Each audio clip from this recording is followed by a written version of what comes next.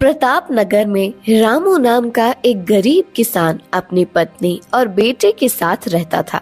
उसके खेतों में जो भी अनाज होता उसी को बेचकर वह अपने परिवार का भरण पोषण कर रहा था। एक साल से बारिश न होने के कारण उसके परिवार का गुजारा करना मुश्किल होने लगा।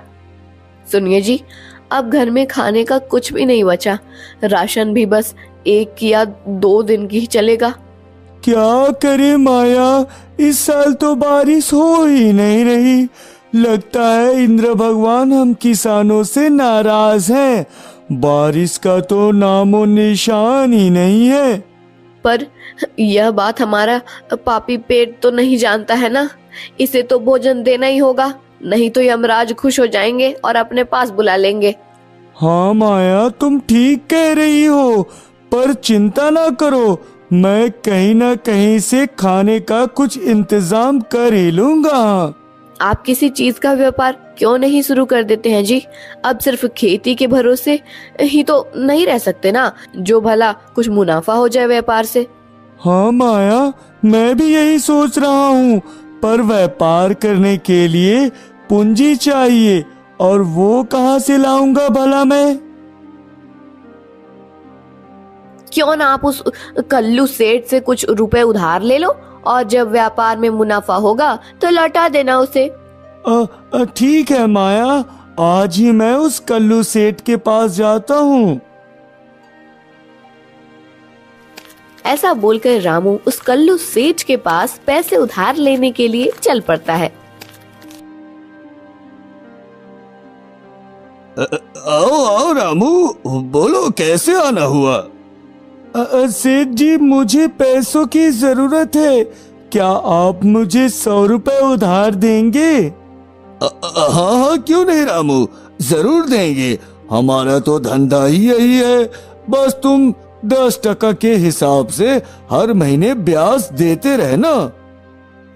आपका बहुत बहुत धन्यवाद सेठ जी, आप बहुत ही दयालु हैं। हाँ,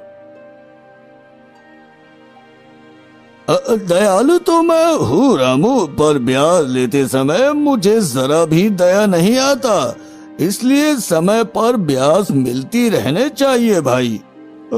ठीक है सेठ जी, आपको समय में ब्याज मिल जाया करेगा। अच्छा, अब मैं चलता हूँ सेठ जी।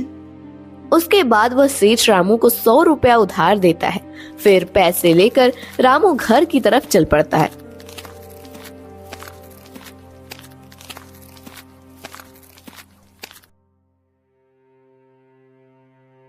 मुन्ना कहाँ है माया? वो कहीं दिखाई नहीं दे रहा। वो यही पास में बकरियां चरा रहा है। आप बताओ, उधर का काम बना? सेठ जी ने पैसे दिए? हाँ माया, पैसे तो मिल गए। अभी मैं घर के लिए राशन लेने जा रहा हूँ। वापस आकर किसी व्यापार के बारे में सोचता हूँ मैं। ठीक है जी, आराम से जाना और थोड़ा जल्दी वापस आ जाना। ऐसा बोलकर रामू अपने घर का राशन लाने के लिए चला जाता है।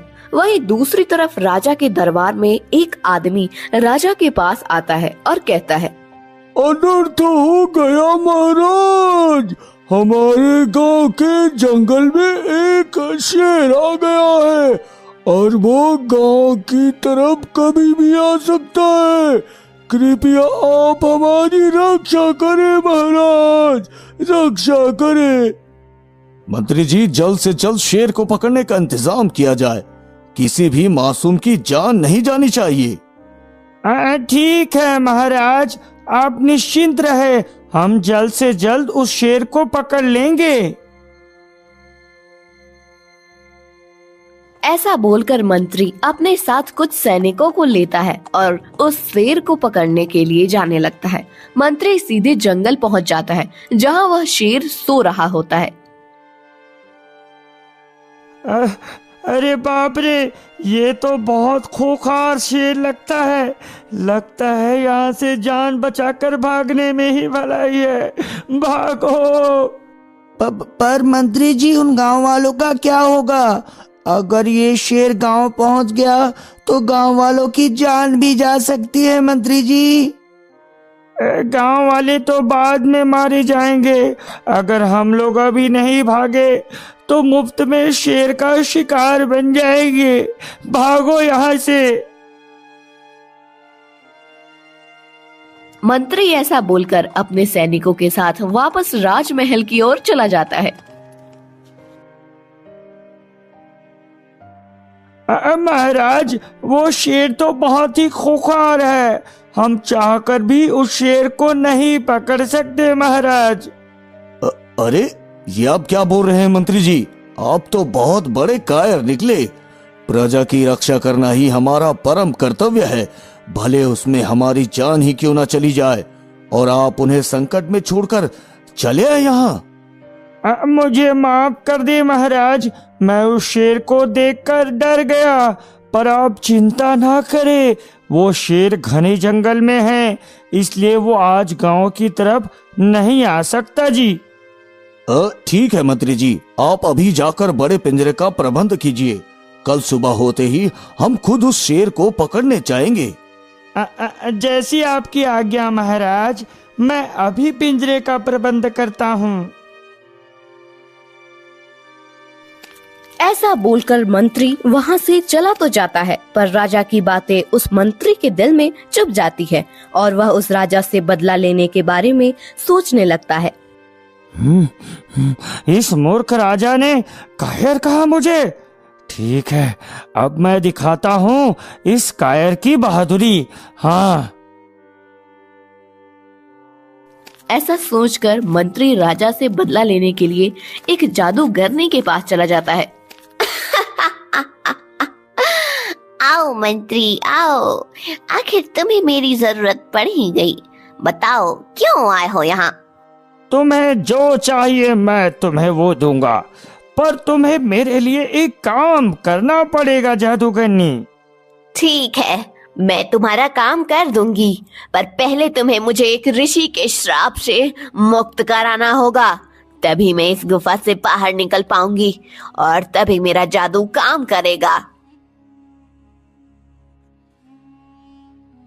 ठीक है, बताओ तुम्हें उस श्राप से मुक्त करने के लिए मुझे क्या करना पड़ेगा, बताओ। इस गुफा के बाहर तुम्हें एक तालाब मिलेगा, उसे तालाब से तुम्हें पानी लाकर मुझे देना पड़ेगा, तभी मैं उस श्राप से मुक्त हो पाऊंगी। जादूगरनी के ऐसा बोलते ही मंत्री गुफा के बाहर पानी लाने के लिए चला जाता है।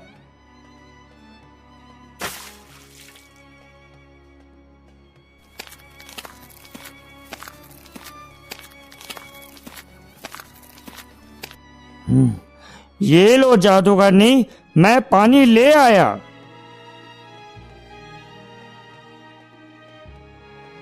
पानी देते ही वह जादूगरनी उस ऋषि के श्राप से मुक्त हो जाती है और उसके पास बहुत सारी काली शक्तियां आ जाती है।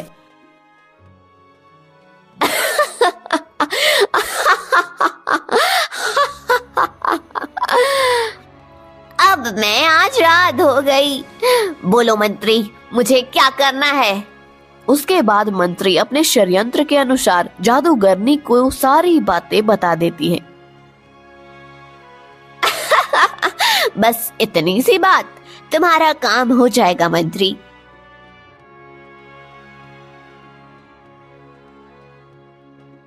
महाराज, कल मैं भी आपके साथ जंगल जाऊंगी, मैं भी उस शेर को देखना चाहती हूँ। नहीं महारानी, कल आपको जंगल नहीं ले जा सकते, वहाँ खतरा है।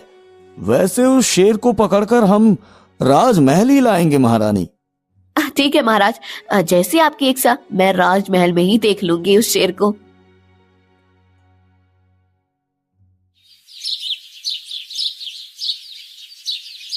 अगले दिन राजा का सैनिक एक बड़ा सा पिंजरा लेकर राजा के साथ जंगल की तरफ जाने लगता है।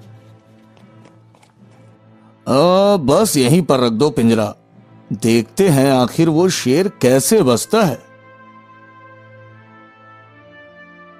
पर महाराज, इसमें कोई चारा भी तो डालना पड़ेगा ना। बिना चारा के कैसे फंसेगा वो शेर? तो इसके अंदर आपको डाल देंगे मंत्री जी, आखिर आपका डर भी तो भगाना है ना।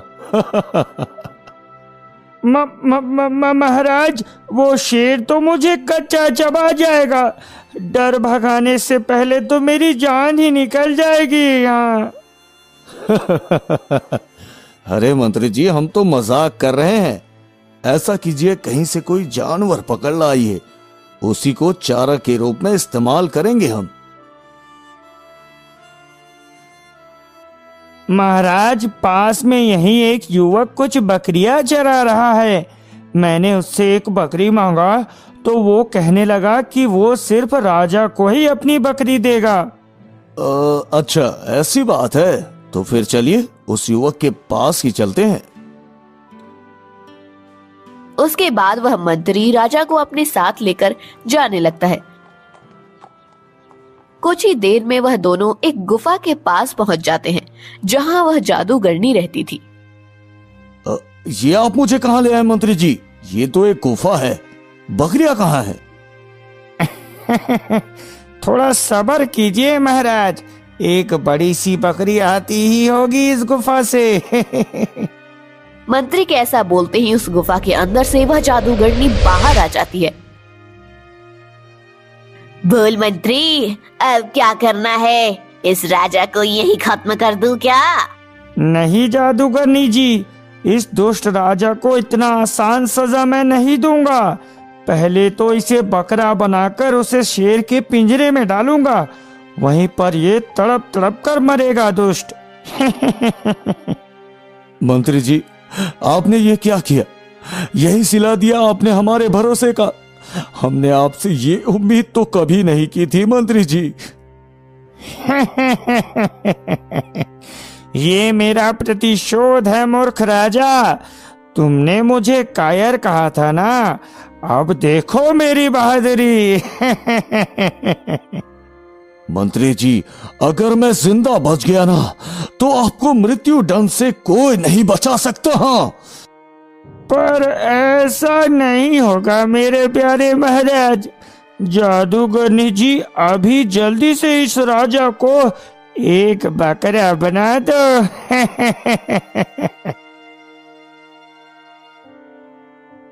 मंत्री के ऐसा बोलते ही वह जादूगरनी उस राजा को एक बकरा बना देती है, पर बकरा बनते ही राजा वहां से भाग जाता है। उसके बाद मंत्री भी राजा को पकड़ने के लिए उसके पीछे जाने लगता है।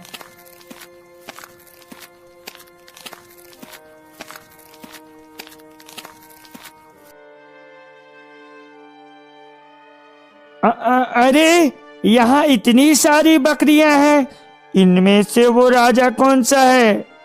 मंत्री एक साथ बहुत सारी बकरियां देखकर सोच में पड़ जाता है और राजा को नहीं पहचान पाता है। इसलिए वह उस गरीब किसान रामू से पूछता है, जो वहाँ अपनी बकरियां चराने आता है। सुनो भाई, इनमें से कौन सा बकरा अभी अभी गुफा की तरफ से आया है? मुझे सच सच बताओ, मैं तुम्हें ढेर सारा इनाम दूंगा। हाँ, वो दोनों बकरा आए हैं मंत्री जी। क्यों, क्या हुआ? कुछ नहीं, मुझे वो दोनों बकरा चाहिए। बदले में राजमहल आकर उन दोनों बकरों की कीमत और अपना इनाम ले जाना। चलो, अब बच गया मैं। इस मंत्री को तो मैं बाद में देख लूंगा।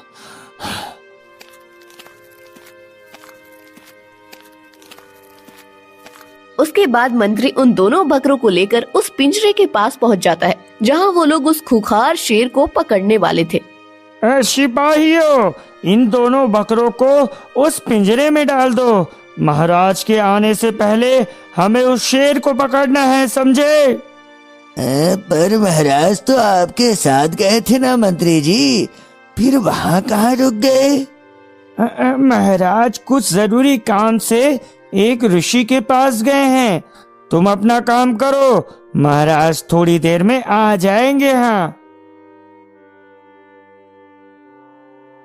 ऐसा बोलकर सभी लोग दूर से ही उस शेर का इंतजार करने लगते हैं। कुछ देर बाद ही वहाँ वह शेर आ जाता है और पिंजरे में फंस जाता है।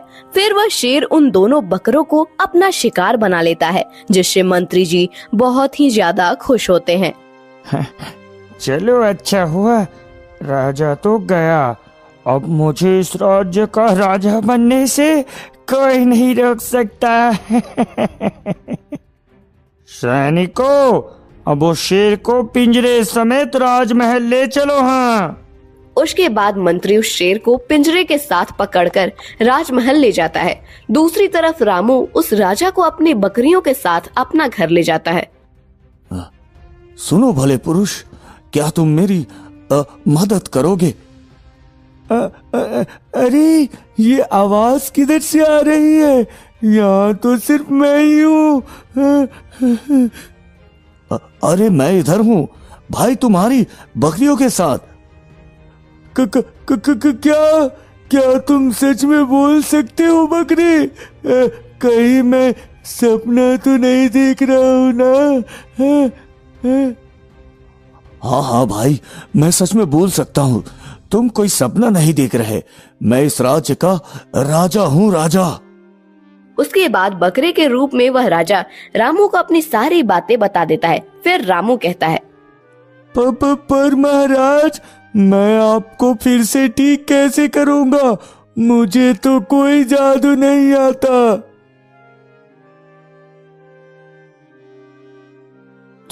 तुम मुझे एक ऋषि के पास ले चलो, मैं तुम्हें उस ऋषि तक ले जाने का रास्ता दिखाता हूँ, बस तुम मेरी रक्षा करना। ठीक है महाराज, हम कल सुबह होते ही उस ऋषि के पास चले जाएंगे। उसके बाद रामू उस राजा को अपने साथ अपने कमरे में ले जाता है और अपनी पत्नी को सारी बातें बता देता है। आई महाराज, इस गरीब की कुटिया में आपका स्वागत है। यह लीजिए इस गरीब का साधारण भोजन। आप लोगों का बहुत बहुत धन्यवाद। अगर आप न होते तो आज मेरे नसीब में ये भोजन भी नहीं होता। आप चिंता न करें महाराज, सुबह होते ही सब कुछ ठीक हो जाएगा।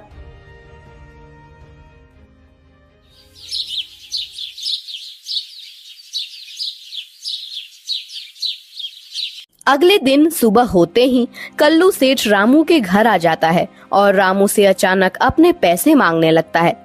रामू, मुझे अचानक पैसों की जरूरत आ गई है, क्या तुम मुझे मेरे पैसे वापस कर दोगे? पर सेठ जी, वो पैसे तो खर्च हो गए, और वैसे भी आप तो महीने के अंत में पैसे लेने वाले थे ना? हाँ पता है मुझे, पर मुझे अभी पैसे चाहिए, नहीं तो मैं तुम्हारी सारी बकरियां ले जाऊंगा। पैसे तो अभी नहीं है सेठ जी, आप ऐसा करो, एक बकरा छोड़कर सारी बकरियां अपने साथ ले जाओ। अब आए ना सही रास्ते पर, मैं ले जाता हूँ इन बकरियों को, पैसा वापस कर देना और बकरियां ले जाना। ऐसा बोलकर सेठ एक बकरा छोड़कर सारी बकरियां अपने साथ ले जाता है। उसके बाद रामू भी उस बकरे को लेकर ऋषि के पास जाने लगता है।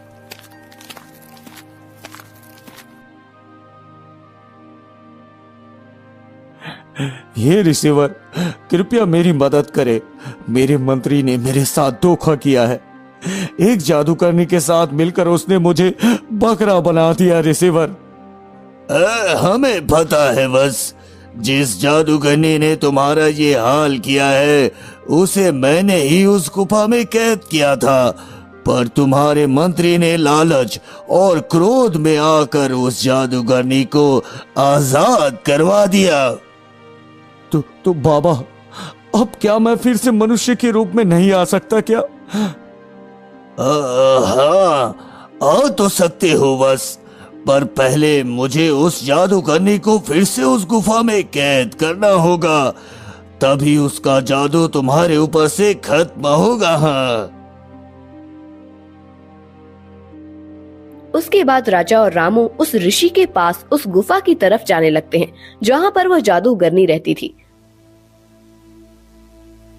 अरे मर गई मैं।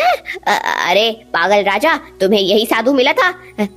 किसी और को पकड़ कर ले आता या अकेले ही आ जाते, मैं वैसे ही ठीक कर देती तुम्हें।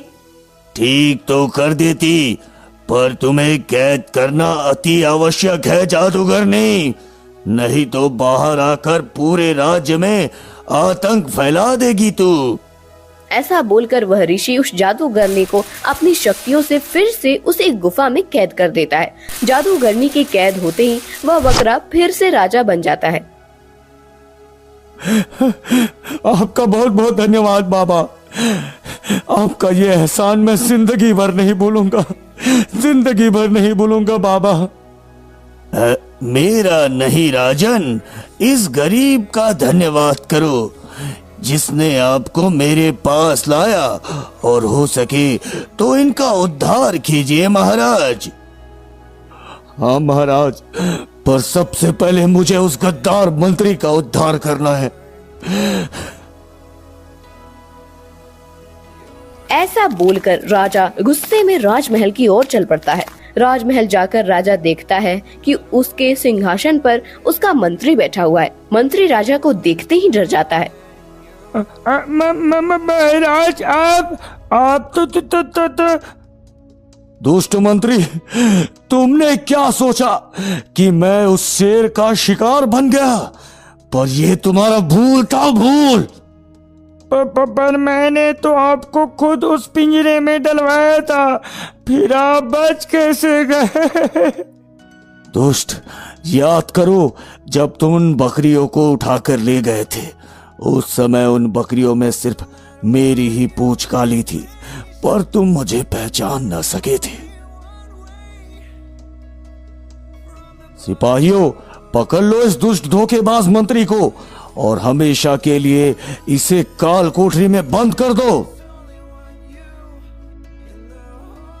राजा उस मंत्री को काल कोठरी में बंद करवाने के बाद उस गरीब किसान रामू को बुलवाता है, जिसने उसकी मदद की थी। हे युवक, जिस तरह आपने हमारी जान बचाई, हम उससे बहुत खुश हैं, इसलिए हम आपको अपना मंत्री बनाते हैं आज से। ऐसा बोलकर राजा गरीब किसान को अपना मंत्री बना लेता है और उसे इनाम के तौर पर ढेर सारा धन देता है। इसलिए दोस्तों, हम भले गरीब क्यों ना हो, पर हमें कभी धन के लालच में आकर अपना ईमान नहीं बेचना चाहिए। सही समय आने पर हमें भगवान वह सब कुछ देता है जिसके हम लायक होते हैं। बस हमें हमेशा ईमानदारी से मेहनत और दूसरों की मदद करते रहना चाहिए।